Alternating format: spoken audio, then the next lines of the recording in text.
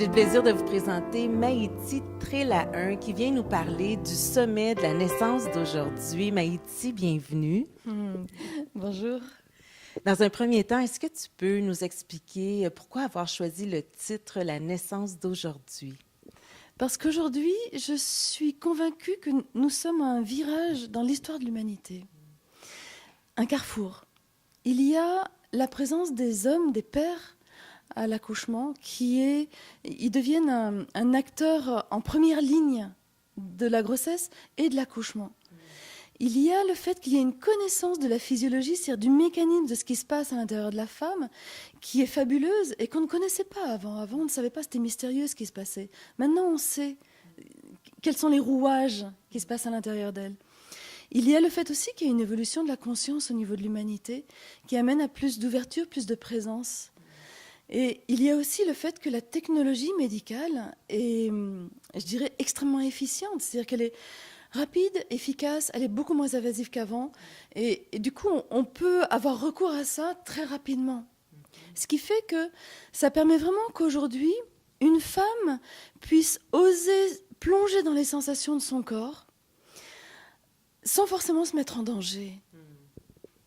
Et que pour ça, elle peut être accompagnée par son compagnon, qui est là un peu comme un phare dans la tempête sur lequel elle peut s'appuyer, tu vois, et qui lui dit non, je veille à ce que tu ne te perdes pas. Et ils sont entourés par le corps médical, qui est eux aussi, qui veille à ce que tout ça se déroule bien et à ce que tout le monde soit en sécurité. C'est beau. Et quel est le message principal du sommet? Alors ce sommet s'adresse principalement aux parents. Et ce que j'ai envie de leur dire, c'est oser. Oser plonger dans les sensations de ce moment-là. Oser occuper pleinement votre place d'homme et de femme pour accueillir votre enfant, pour accueillir ce petit homme et l'accueillir j'ai envie de dire, en roi, en maître, en être humain dans toute sa dignité. C'est ça que j'ai envie de transmettre.